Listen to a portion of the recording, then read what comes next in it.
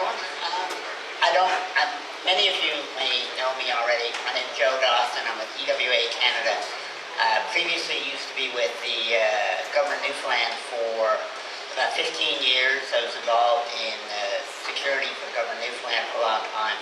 Before that, going way back, I used to work with Memorial University for a number of years, and then going back before that, I used to work with a number of small IT companies in St. John. So I was born in 1968 and started programming in 1974, and have been programming pretty well ever since. I went to MUN at the age of 11 to do computer science, so I've been at this for a while. My first entry into IT was actually through software development.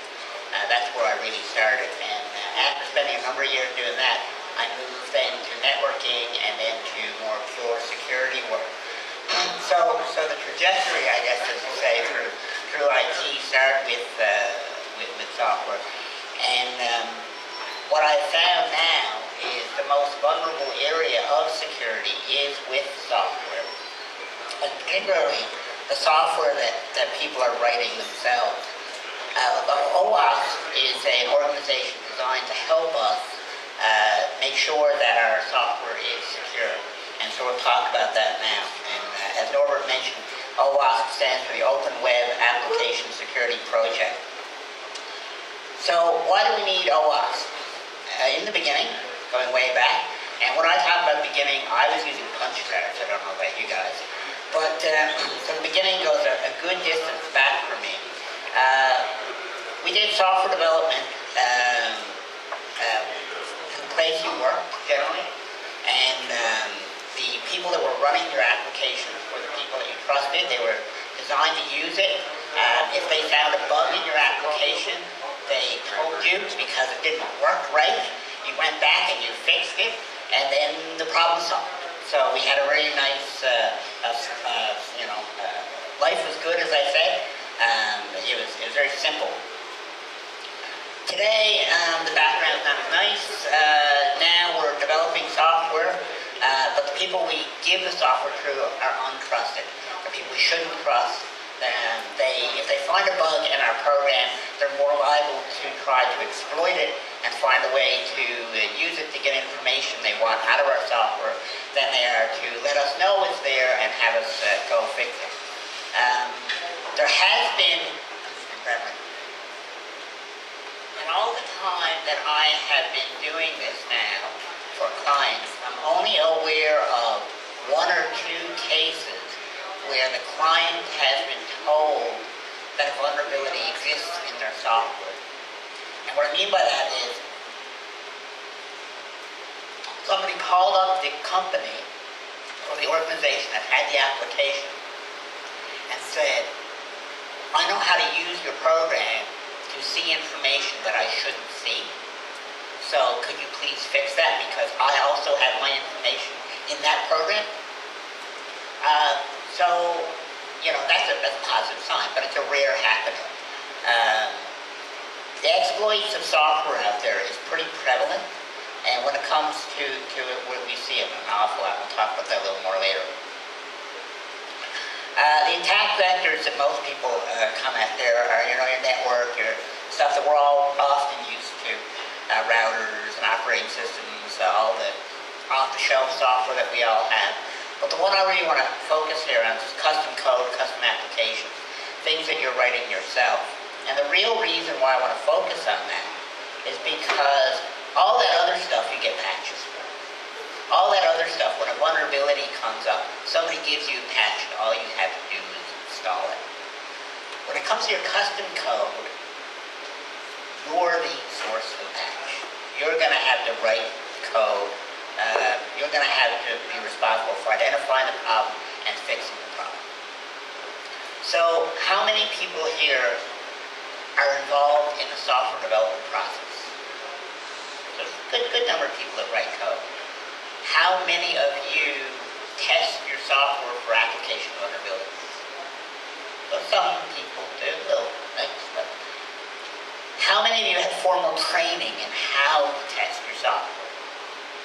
4 vulnerabilities. Oh, less and show. And that's a real problem because the average software developer is good at understanding how to build an application, but you're not security experts.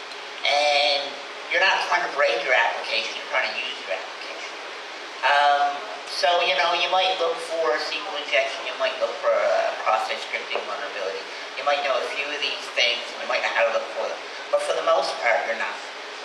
The other side of it is, if you are testing your software, I would say a large majority of you are testing it by using some sort of app stand tool or some sort of process for doing it. You're not manually testing your application. And I can tell you from personal experience, the vast majority of vulnerabilities that identify an application are not found by those tools. I run those tools. I do those tools. And what I would call those tools is they find what we call the low-hanging fruit. The really easy to find vulnerabilities. And they're pretty good for some of them. But when it comes to more sophisticated problems, that's where you're not going to find that these tools find the problem.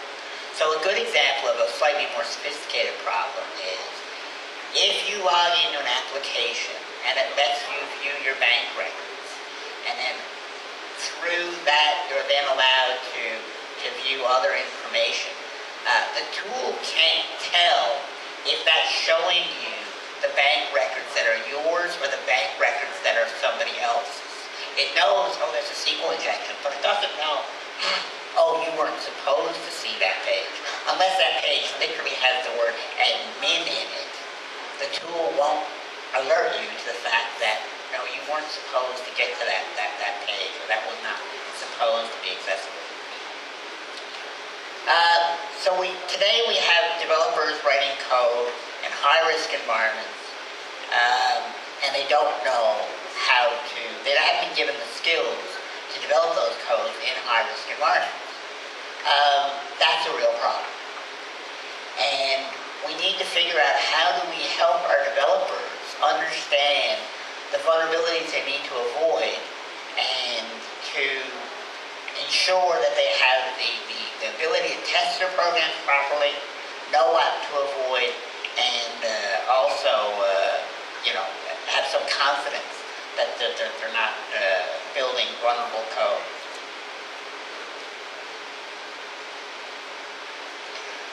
So the OWASP was developed in 2001 because they found that the number of web applications was growing exponentially, but the number of people in doing the development had not grown in their ability to understand security. Security is very rich in the network administration field. People who do network management generally understand security a lot better than people who do software development, just because they've gone through a different learning path. But the software folks generally are not given an awful lot of skills as to how to write secure code. So OWASP is an international organization. It's open source. All the tools and documents that they have are free. You don't have to be affiliated with them to use it. You just go to owasp.org and you can access all of the information they have. It's also, their documentation and information is open source, which means you are publicly allowed to cut and paste from their documents and paste it into your own corporate documents, and it's not considered plagiarization. So if you basically say, wow, that's a really good explanation of vulnerability, I wish I could say that to my boss in a doc, cut and paste in your email, put it in your document, it's completely considered acceptable by the community. If you, obviously, if you find a better way to phrase a sentence, they would love you to give back to them so that they could share that with other people. But even a lot of these slides that I'm using today are from OWASP, and it's particularly given to us to be free to use. It really has become the de facto standard, and I can't stress that enough. OWASP standards are used by Visa, MasterCard. Everyone uses OWASP standards, and they're the standards that they test their applications against. So it's very important that you familiarize yourself with them if you are involved in software development.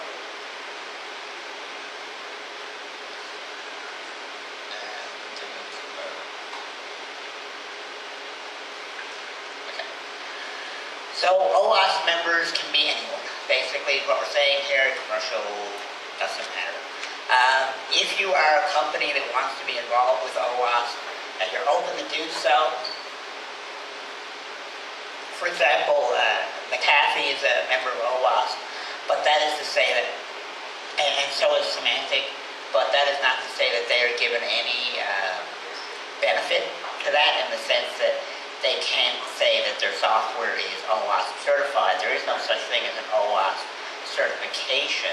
It's a standard that you use that we recommend, but the certification process is, they're not yet to the point where they're talking about certifying it. They don't want to become a commercial money grab. They're absolutely not ISC squared. They're not about money, and they're not about trying to certification or get accreditations. They're just about trying to give people free access to information. There's 168 active projects, and we're going to pick on a few of those a little later to talk about what they are. But these projects cover everything you can imagine, from what are the legal requirements you could have on writing a piece of software and making sure it's secure, to what are the legal requirements if you're buying software and you want to make sure the software is secure, right down to projects as to how to do secure authentication libraries in .NET or C#. So, I mean, the projects vary widely from things that are interesting to management to things that are interesting to the most technical people. There's OWASP chapters everywhere except here. So you can see on the map they are in South Africa and Madagascar and everywhere, but there is not an OWASP chapter yet in Newfoundland. There are several in Atlantic Canada, so if that's something that maybe we could start one up at the university or some educational institution, that would probably be a great thing. So we'll talk about that maybe. If anyone's interested, then come see me. We can look at it. I myself am an OWASP member. There's lots of OWASP members in Newfoundland, but we haven't started a chapter yet. So there's 36,000 people on the OWASP mailing list that share information back and forth, different mailing lists on different subjects and topics. So this citation here is OWASP is referenced by pretty well every major organization, including some of the ones that we don't like anymore, like NSA and CSIS and others. It's an interesting bag because the NSA is very involved in OWASP from the perspective that they're aware of the code that's written. I'm not sure they're happy about what they're doing, because what OWASP is trying to do is teach developers how to write code that doesn't have vulnerabilities that they can exploit. And the vulnerabilities that they can exploit is what NSA and others kind of like to do. So there's, like I say, a lot of academic institutions involved. Memorial is yet to get involved with OWASP, but that might be something that we can hopefully change. And there's 61 paid corporate memberships. So the corporate members, again, are, they have their logos on the OWASP website, but they're not really given any privileged access to the standards or anything. Any individual member is treated equal. So if you're Semantic and you're one member, and I'm Joe Dawson, I'm one member, we're equal voting partners, even though that they are maybe sponsoring a heck of a lot more money, I hope, than I am. And worldwide, there's only about 2,000 OWASP members. So still a fairly small organization, but that's official members. There's tens of thousands or hundreds of thousands of people who actually use the OWASP standards, and you don't have to be a member to use the standards. And membership is about $100 a year for an individual, so it's nothing significant. It's more just that I like what you do, here's $100, keep up doing the good work. Right? And it does give you a vote for who you think should be running the organization and all that, but it is an open organization. So active projects. The most popular one that you may have heard of is called the OWASP Top 10. These are the top 10 most popular vulnerabilities that tend to exist in applications today on the internet. And injection, for example, that falls to things like SQL injection and things of that nature, and broken authentication, session management. The process scripting, a lot of these are terms you've heard of. The ones that people may not be as generally as familiar with is A8, cross-site request forgery. It's very popular now. But cross-site request forgery is a concept where when you're on a website like Amazon, where you have one click to purchase, and another tab on your browser, because you got to realize that when HTML was invented, browsers didn't have tabs. You had a browser, you went to a web page. If you wanted to go to another web page, you closed that browser and you opened it up on a different web page. But now with the benefit of tabs, you actually have the ability to, with cross-site request forgery, to click a link in one tab that executes code in the other tab. So here's a scenario. I can write a website that when you're on my website, you click a link to see a butterfly fly across the screen. And while that butterfly is flying across the screen, your other tab, where you're logged into Amazon, just bought me something and mailed it to my house. So that's what cross-site request forgery does. And of course, Amazon obviously has fixed their site so they don't do cross-site request forgery. But has everyone? No. Gosh, no. And how prevalent is it? It made it to the top 10. So that's pretty good. I mean, there are literally hundreds of these vulnerabilities in classes. When you make it to the top 10, it's pretty prevalent. So I would say that I scan in the run of a year for clients, because I actually do application security testing for clients. I scan about 60 websites a year. I would say that of the 60 websites a year I do, 20% of them, the tools report at one of the top 10 or multiple top 10 vulnerabilities. My manual testing finds one of the top 10 vulnerabilities about 98% of the time. So I just want to explain to you that the difference between the tools and manual testing is that difference. So it's a significant one. That once you understand how to do manual testing, you will be highly successful.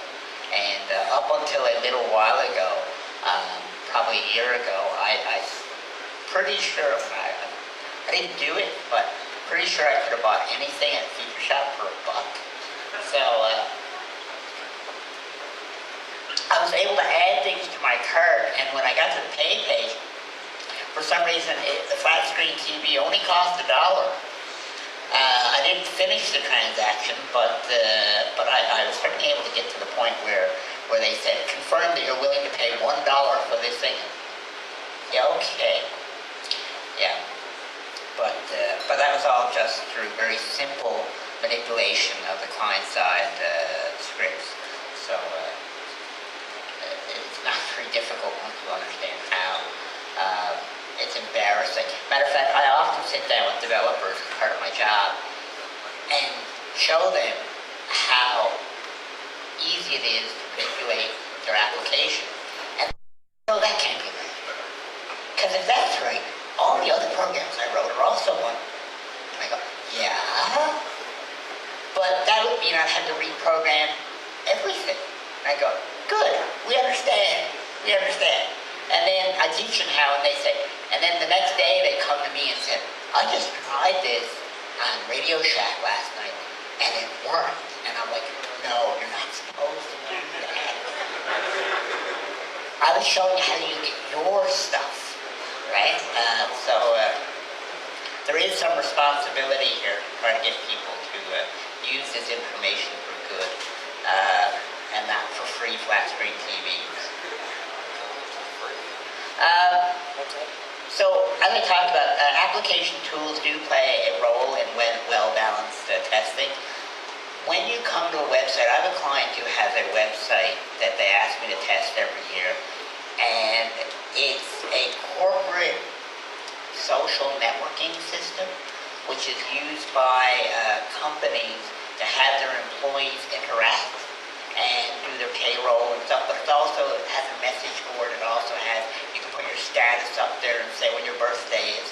So it really is like a corporate Facebook type system for in-house inside the company. And so that site has about 100,000 different inputs that pages that input text to. There's just too many points to manually test all the permutations of inputs on that site. So yes, you do need to use automated tools on highly complex sites, but you still do manual testing on bits and pieces where you find, okay, in this section they use the same input library, so I can manually test that. And I know that now I've pretty well tested that section, and so you do have to mix it up. But manual testing alone is certainly not, automated testing alone is not enough. And so this is where the OAuth testing guide comes into play. So I know this is a eye chart on the screen, and I apologize for that. But the OAuth testing guide exists. It's a document you can read, and it's hundreds and hundreds of pages.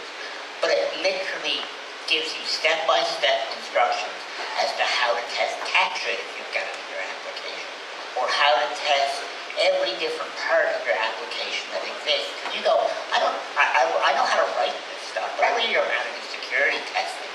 Well, they've written the approach, the method. It's simple. It's designed for developers or programmers to read. And you can take this information and use it to test everything.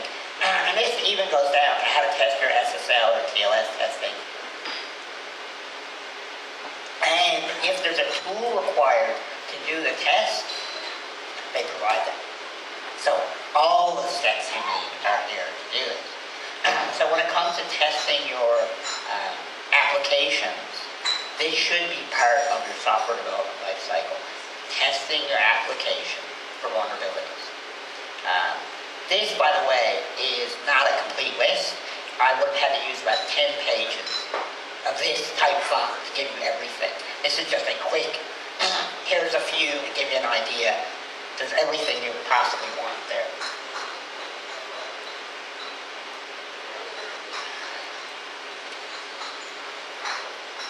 There's also, OAuth cheat sheets. I love these. The cheat sheets are basically idiot's guides, I call, to doing anything. So a cheat sheet, for example, is how to do authentication, how to write a secure authentication, how to do secure.net. There's one for how to do cryptographic storage. There's basically, if you're going to do a forgotten password algorithm, how do I do it so that basically the guy goes to the website and he clicks and it sends him an email and he gets his password back? What's the proper way to do that so someone won't be able to exploit it? They have a cheat sheet, which is like 1 or 2 pages maximum, that explains to you the things that you need to avoid when you wrote that routine to make sure someone can make it vulnerable. And all this stuff is really important. Missing one step, and it's one of these funny things where I have seen password reset systems where basically I looked at the password reset and I go, oh my God, you almost have it written perfect, except you do this before you do that, and so now you have to complete vulnerable. But if you follow the cheat sheet, it wouldn't happen, right? So the great example of password reset vulnerabilities that I tend to see is I was testing a system recently where when I typed in my email address, it actually came back and told me, no, all corporate email addresses are in this format. You've entered that email in the wrong format. They're always first name, last name, and then thank you. Great, now I know what it is. And then I type in wrong, and it said, no, there's nobody at the company with that name. And I typed there, and eventually, okay, there is a Fred Smith at the company. Yes, it's Fred Smith is here. Okay, finally, yay, I got it. So I could go through the whole process and find, doing password reset, I was able to quickly write a script that found the email addresses of everyone in the company. And then I was just able to write another script that took all those and then tried the word password on everyone's account. Or password one, because they had a complex password requirement. It required a number and a capital and a number. So capital P, ASSWRD, one, number one. And in an organization of 1,000 people, yeah, you're going to have 20 or 30 with that. So you know, you don't. And when you're trying to break in as a hacker, often I don't really care which account I get. We call it the thin end of the wedge. I just need to get one, and then I'll work from there, right? And so it's really easy to get in. There's also cheat sheets for cross-site scripting, evasion, mobile, if you're doing mobile software development, iOS. So we have, and there's even something if you're jailbreaking your mobile device, that a cheat sheet as to how to go about that. So there's a lot of information there. There's also a OWASP legal project, which I talked about earlier, which basically it has two phases.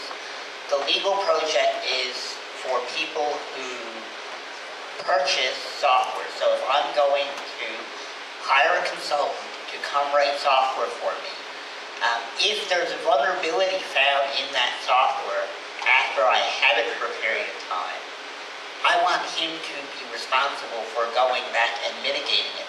Or if he becomes aware that he sold software to somebody else later that had a vulnerability and he goes, gee, I sold that same thing to them last week, that he has some liability to come back and fix it for you for free, for example.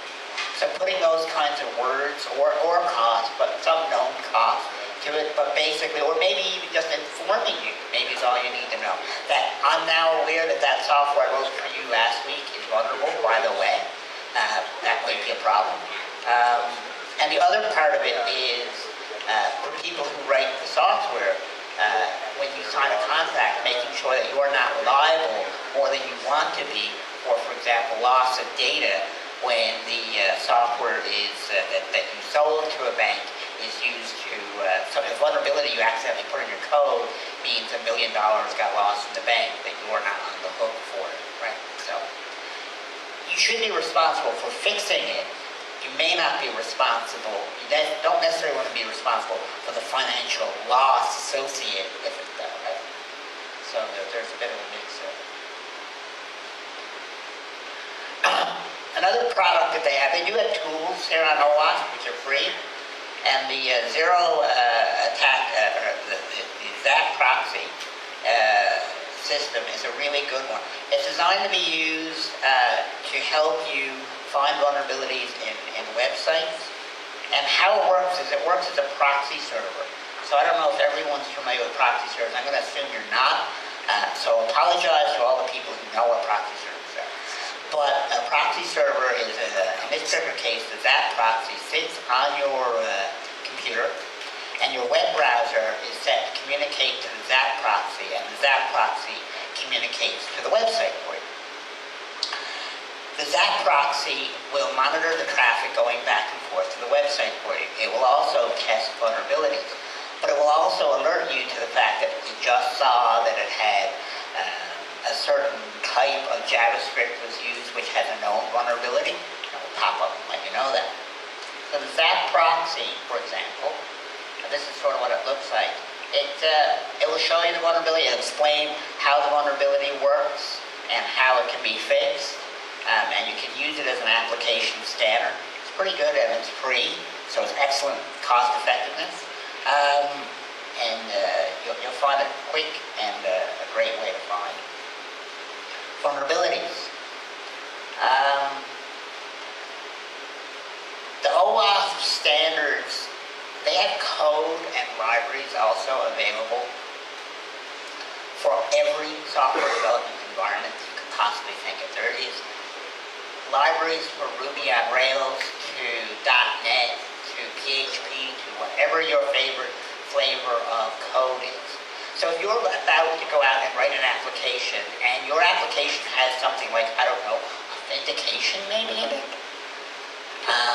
they have a pre-written library which does the authentication, does the password reset, does whatever you could possibly want, does the database entries, does setting up tables, does everything you want, that's been tested and proven by a network of people to be solid, secure code that people won't be able to manipulate. And the beauty of it, it's free.